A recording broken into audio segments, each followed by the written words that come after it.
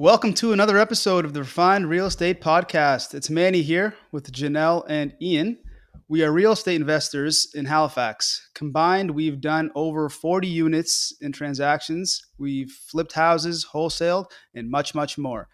Before we get into it, don't forget to like and subscribe on YouTube. If you're listening on Spotify or Apple Podcasts, please be kind and give us a 5-star rating. We're talking about our first deals. Ian, do you want to tell us about your first one? Yeah, so I'll start. I've touched on it in previous podcasts, but I just remember probably 2, 3 years of just listening to real estate podcasts, listening to reading, the business books and mindset and all this stuff, and just having so much knowledge in my head about real estate investing, how to find properties, how to do this and that, but still sitting on the sidelines. So I'm sure some listeners might be able to relate to that, where it's like you're passionate about real estate, that's where you want to go, but it's just so hard to actually take that first step. And like, you've probably looked at some deals or you've analyzed a bunch of deals, but to finally get into the first one, I definitely say I was fortunate in the timing of mine.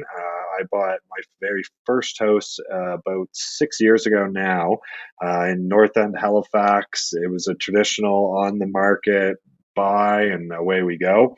What was interesting to me about the house was it was R2 zoning, thinking, okay, the plan here is to actually put an extra unit in the basement and have a unit that is paying my mortgage on the property. So no, that was all great. So that lined up, and that's the house that I bought. So then I went right into house hacking. I converted one of the kitchen room to an extra bedroom. So, and then I had 4 of my friends move in with me at the time.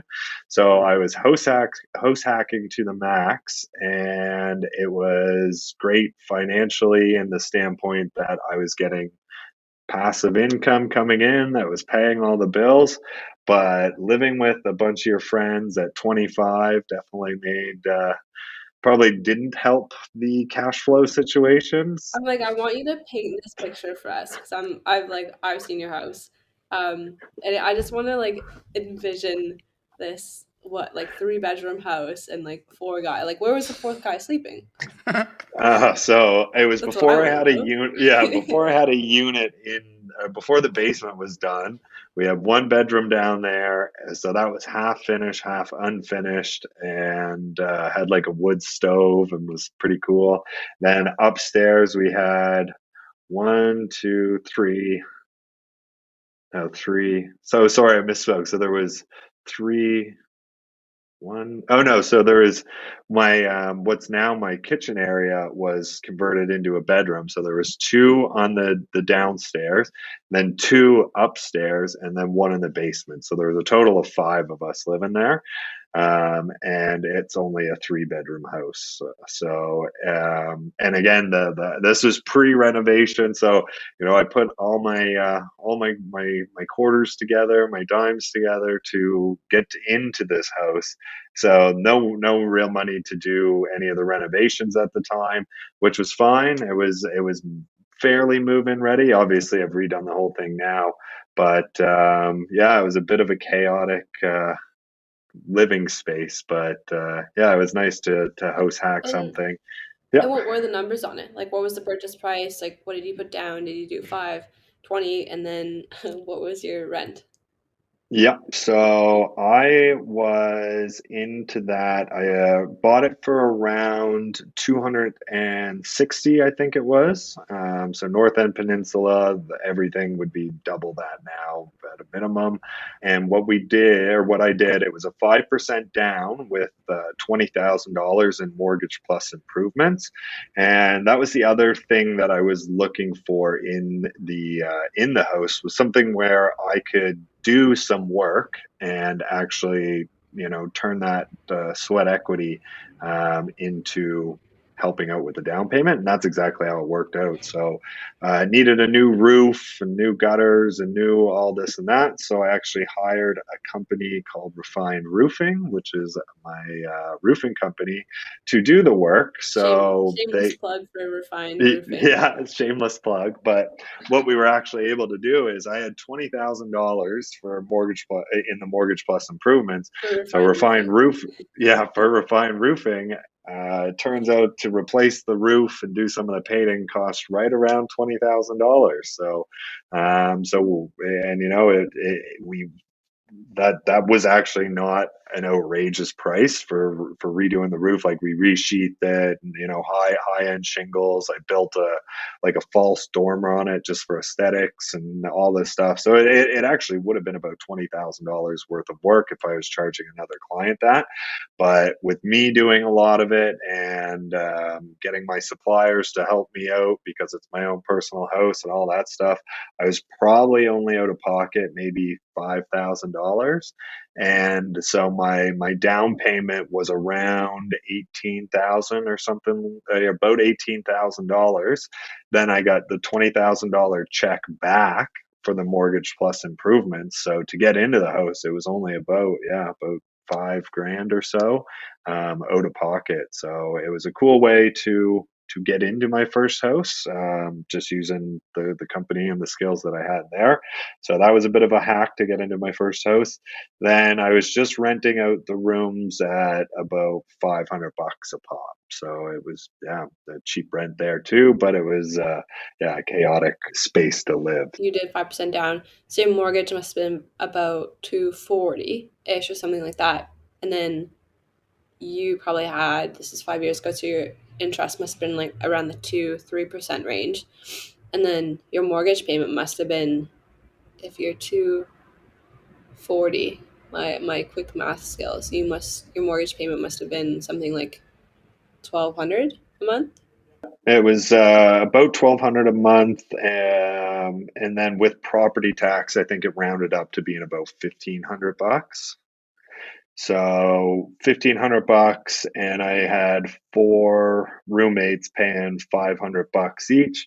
So I was house hacking, living there, having my mortgage be paid off, and still making, but when you factor in utilities and insurance, all that good stuff, I was probably breaking even on it, which again I was going from renting to my very first home, where now I'm mortgage free or mortgage payment free out of my pocket, and was able to then save that money to start putting into other projects, and some was to renovate that house and all that good stuff. So yeah, I still own that house, but now I think it was about 4 years after the fact is when I actually added the basement unit down below, and now I Airbnb that property, and it brings in.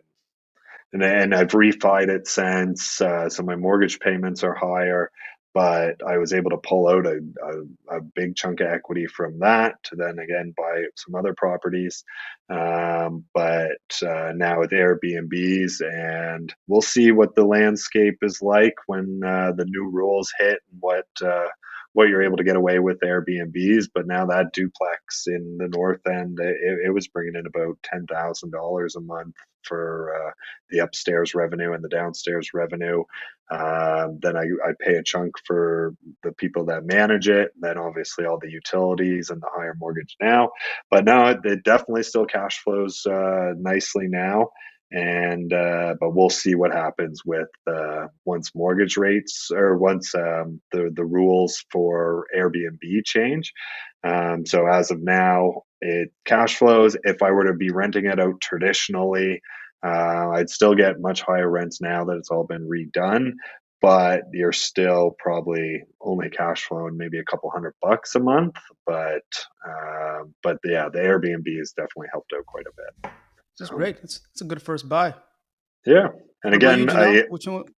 Oh, go ahead, Ian. again, The market, like just the way the market timed out, that was definitely a huge factor to, how I was able to go on and pull out like just a really big chunk of equity and slingshot that into other projects, but also the forced appreciation by putting quite a bit of work into it. So I got the advantage of both of those. So I was fortunate in that regard.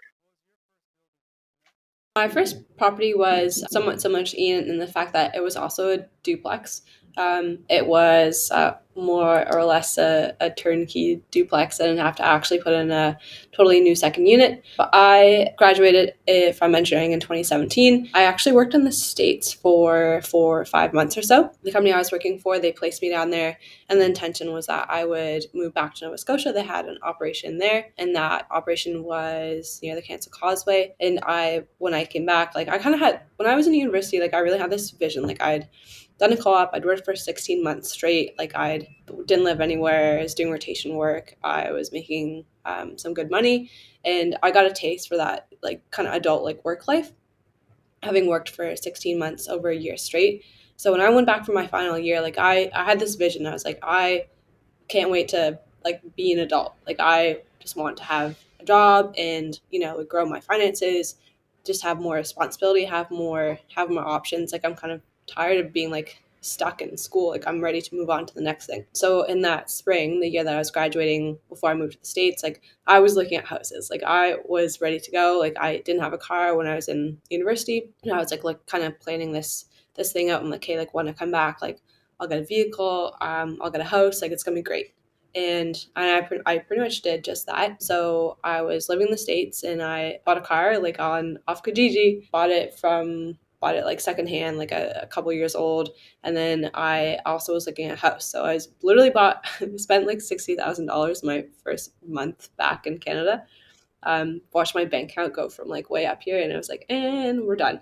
Um, so I was looking, and from mining, I worked with a lot of people who had rental properties. So it was a good way to kind of hedge the industry against some downturns.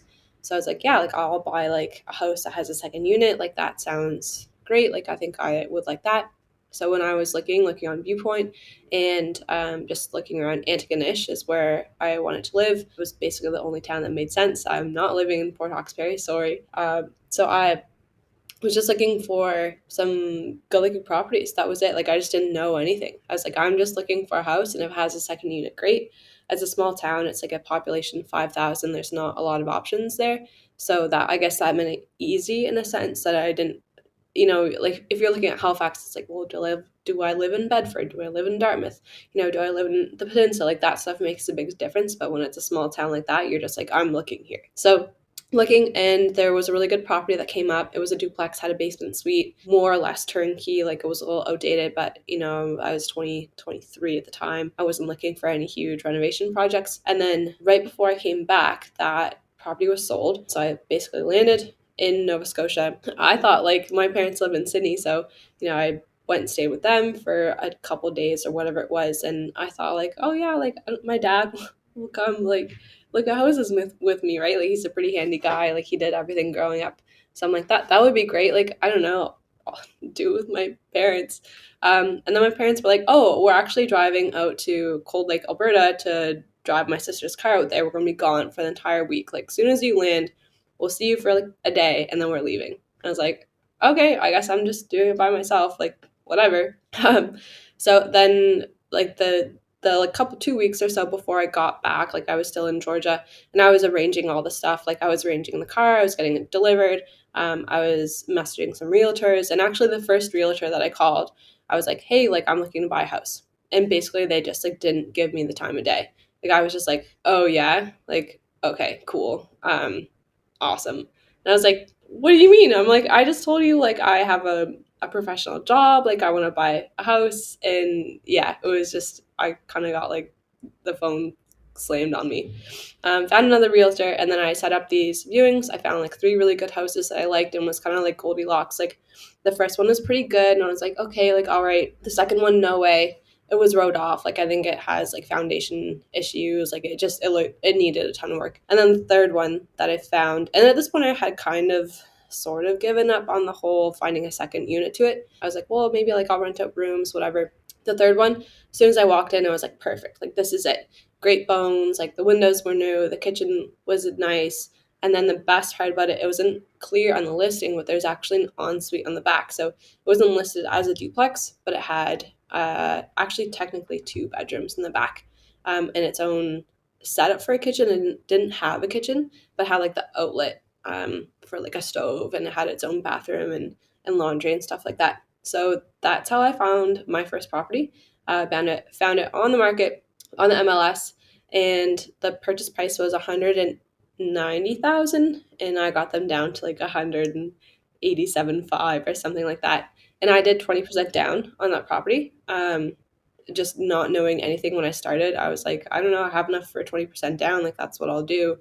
Didn't really question myself, just went straight to my bank, got a mortgage, and like literally walked in. And I was like, here you go. Like, I'm buying property. Give me what you got. Let's go. And that was pretty much it. Moved in. All I owned was a kitchen table from my university house and pretty much nothing else. I actually didn't own a bed. I didn't know own anything. Like, that day I moved in, talk about not reading your purchase and sale agreement clearly, or having a good real estate agent. But on the offer, it had appliances included, and then we countered to come down to 187.5, and they took off the appliances. So I think I actually lost out in the end. And I moved in, and I get there day one, I'm like, where's the fridge? So I was like, all right, we're going to the one appliance store in town. Like, okay, mom, let's go furniture shopping or appliance shopping. Put down like $6,000 on appliances, had them delivered, and yeah, I just didn't know anything. I was just going for it. Yeah, my mom was kind enough to lend me a single air mattress to sleep on that night, and that was it. And Thanks, then Mom. yeah, thanks, mom. Shout out to Janice. And yeah, like moved in, and then that second unit, to kind of like wrap this story up, I just put it on Kijiji. I was like, yeah, like here's like rental, just to kind of see what the interest was and gauge the price point.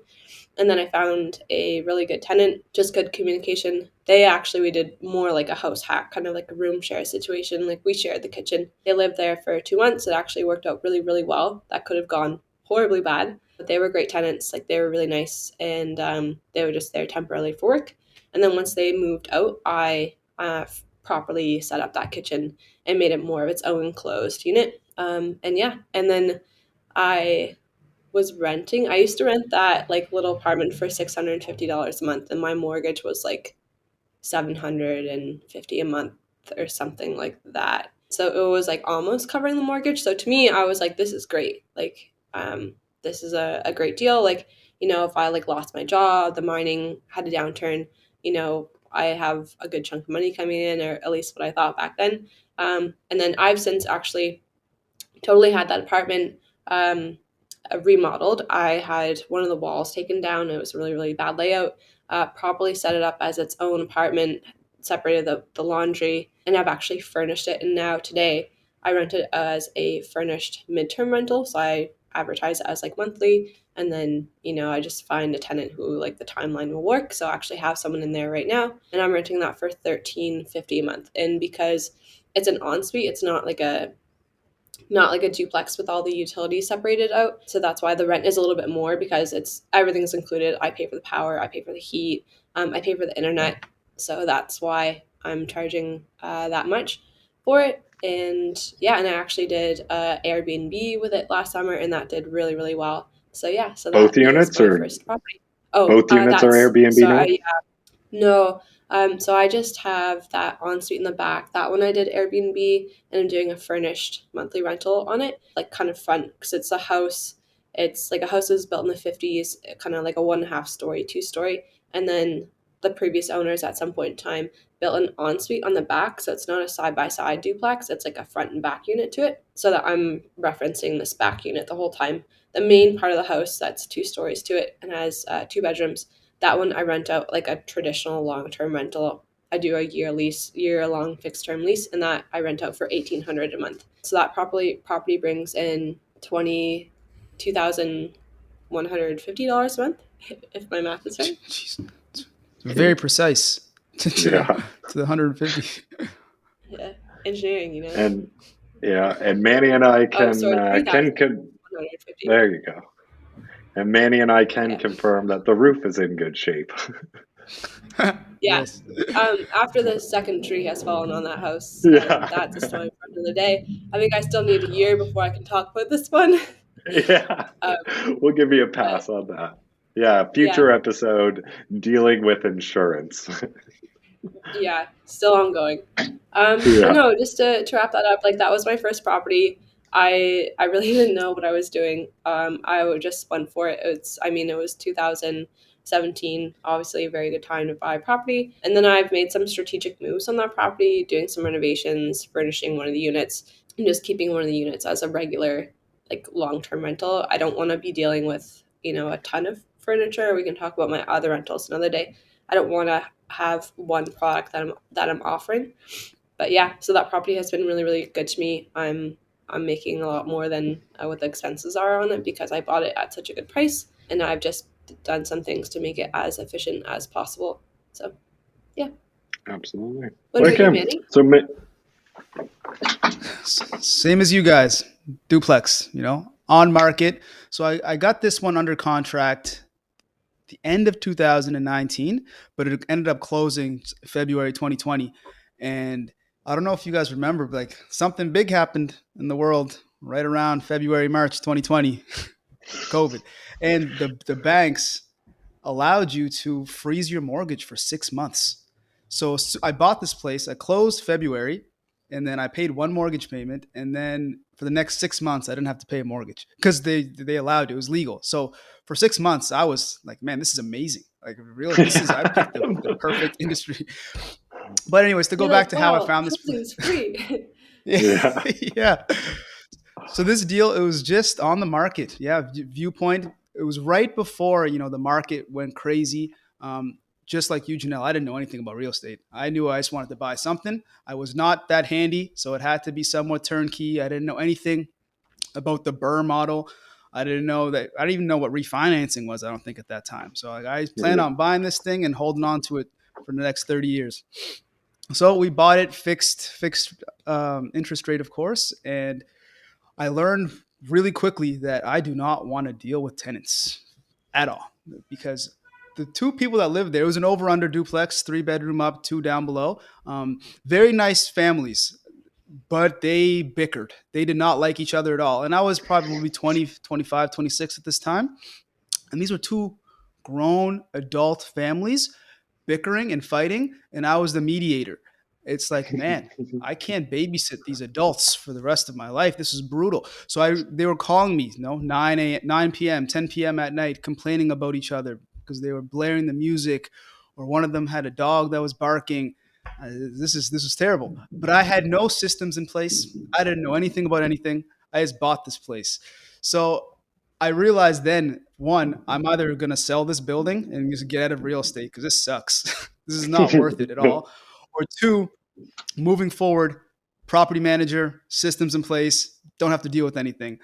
Luckily, I went down that second route.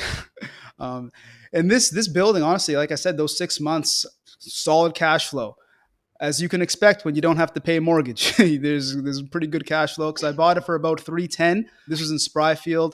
So for the first 6 months I was cash flowing like that whole 1600. It felt like the electrical was all one system. So like I was paying their power, I was paying the heating, I was paying the water. So these Yeah, guys, I don't know. those heating Huh? bills, like they're painful. Oh, Like talk about like an adjustment that I made. The That ensuite unit that I have in my first house, it's all electric baseboard heating, and I put in the heat pump, and it's pretty diligent on like tracking costs. I was paying like up to like 700, 800, $900 like heating bill in like March. And I was just like, oh my God, like I need to do something. So I put in a heat pump, and now it's not great because it's still electric heat, but it's also it's a duplex, so it's two units. But and now the highest bill I've seen is like 350, 400.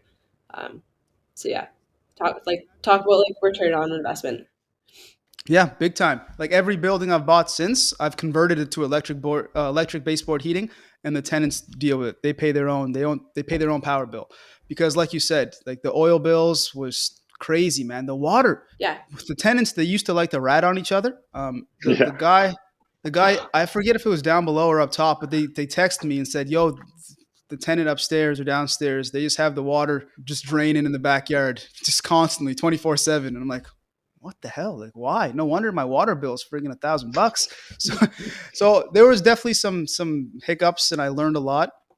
But make a long story short, I ended up actually selling this building. About a year later, the market took off. I had the opportunity to make about 100 grand doing nothing, really, because I put no really work into this place except managing the dynamics of these two interesting families. And I took that capital and I was able to put it into like another triplex. And at this point, I've learned, like, over that year, I educated myself. I learned about the burr. I learned how to actually make your money grow. So yeah, so I took that profit and I put into the next one, and that's kind of when the ball started rolling. So this building, I wish I actually held it for one more year, because like the peak of the market, I was probably like a year off. But I mean, I made 100 grand. I didn't do anything. I was just gonna ask if you would have preferred to hold on to that building the whole way, or you're still happy with your decision to sell. Because I feel like I just come across that so much on social media and like forums. It's like, should I like hold on to this property or should I sell it? And I mean, I always feel like I'm like, yeah, you should keep it, but yeah, I'd love to hear like what your thoughts are on it. Yeah, no regrets on selling it, because I was taking that capital and moving it into another product that was more units, more profitable, Okay, and I yeah. was able to actually burr that building perfectly. Like this duplex, I could have burred it in hindsight, but not because of anything I've done, just because the market went crazy. And to touch on your point, yeah, we get attached to these buildings, and it's good to hold on to them, because you always hear like, you hold it for long term, you'll make money no matter what. It's inevitable, right? Principal pay down, appreciation. In the short term, you might get pinched, but long term, you'll make money. But if you're able to sell in the short term, but moving that capital into another project that's more profitable, yeah, I don't see any problem with selling, as long as the numbers make sense for you. And yeah, I don't regret selling this thing, except I wish I sold it like a year later, because then I would have made 200 grand instead of 100 grand. But then if I sold it now, I probably would have made 100 grand again, because the market's kind of adjusted.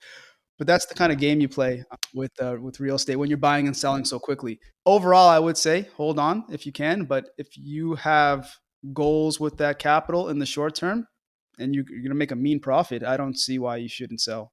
But that's my bias. I don't know. Some people might disagree.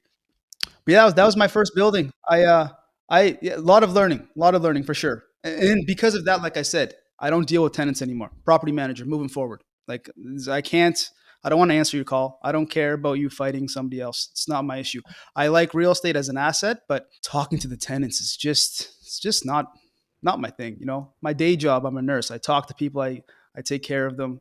That's how I give to the world. I don't want to deal with you. I'm letting you live here. I'm not letting you, I guess. You're living in this house that I've provided for you, and I'll make sure it's in good condition. But if you have an issue, talk to Nat, my property manager. Yeah. And that's it for all of us. Like the huge commonality that I'm hearing is that we've all learned so much on our first property and that we all just kind of like went for it. I know Ian, you did a lot more research than maybe Manny and I, but yeah, just getting in there, getting in the market. Yeah, that's the best way to learn, I think. The fact that I didn't do much research was, at least I was guided by a very good real estate agent who I mentioned, I think, in our first pod. He was a very good investor. I learned a lot from him, and it was great. His name's Jeremy, if anybody needs a realtor in Halifax. But again, like I didn't go in totally blind. So like, even like my mortgage guy, he owned properties, and I had people around me that owned real estate. So I learned from a lot of people, but myself personally, I didn't really know shit at that time. Yeah. I was just going to say that is the thing that comes up a lot. Like, if you can work with people that are already doing what it is that you want, like if you can find an accountant that owns property, that's a huge plus. Same with, a real estate agent. There's some real estate agents that if you want to buy your big dream house up on the hill, yeah, they're the people you want to work with. If you want to buy an investment property that's going to appreciate cash flow at the right price and yada, yada, yada, there's certain realtors that are better at that. Same with mortgage brokers, same with pretty much all areas of your professional dealings in real estate.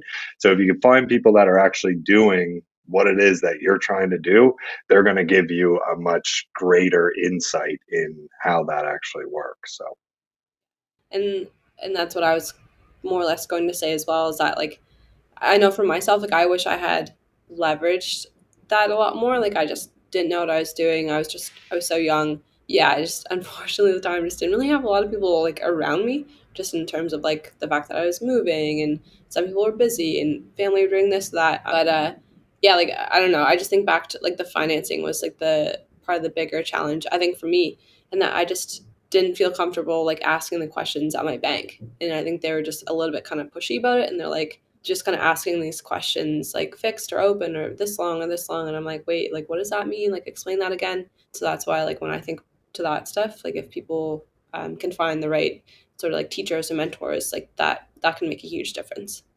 Big time. And I can tell you from just like personal experience from newer investors that I've talked to over the past 6 to 8 months, some deals have been killed by, I don't want to say inept, but like maybe a mortgage broker or a real estate agent that just was not savvy on how to close a deal. But if you were talking to the right person and you had the right team member in place, they could have taken a deal down. And specifically, I talked to one guy who talked to a mortgage broker that told him that he could not buy this building because he was capped in his personal lending capacity, but it was a commercial property. You know, if he talked to a different broker, he could have made it happen, but it didn't happen for this guy. And in reality, like it was very much attainable, and he probably missed out on a good deal because of it. So, like Ian said, when you're new initially, especially, surround yourself with superstars in their field, other investors, and just learn from everybody. Be a sponge. Yeah. And also too, like in terms of learning, I think it's a good time to mention that if you want to be around more people who are real estate investors, one great way to do that is through a meetup in Halifax. Ian and I, through Refine Real Estate, we started a Halifax real estate investors meetup. If you haven't checked it out before, I definitely recommend it. We do it once a month, and we're actually doing one. There will be one that's happening on January 26th. The next one that you could probably go to would be in mid to late February. So keep your eyes out for that. If you want to find out more details, then check out our Instagram, Refine Real Estate NS, or you can go to our website. We also post the registration link there.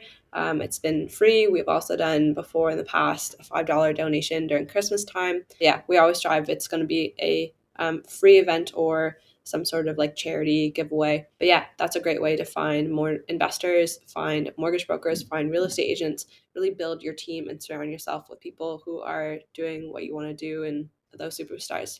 yeah, and likewise, guys, like happily to help you all on your journey. So you can reach out to us on Facebook, on Instagram, on all that stuff. We're happy to chat, point you in the right direction, and basically help you out where we can. So we certainly are open to that. And to touch on what Ian said, if you're buying real estate in Nova Scotia and you want to tap into our resources, our realtors, brokers, appraisers, inspectors, like you said, just reach out and we can lead you to the right people. Yeah. So I'd say that's probably it for us today, but we thank you all for listening. That is us buying our very first properties. We got some other interesting episodes coming up here soon, so stay tuned. And also too, if anyone has any great stories that they want to write in, any fun or interesting buying your first investment property, please send those in. We would love to hear from you. We find some really funny ones, some more interesting ones. Maybe we'll even read them out on a future episode. We would love to hear from you. Again, you can find us on Instagram at Refined Real Estate NS, or you can send us a message through Facebook, or you can go on our website and find more contact info. But yeah, we would love to hear from you.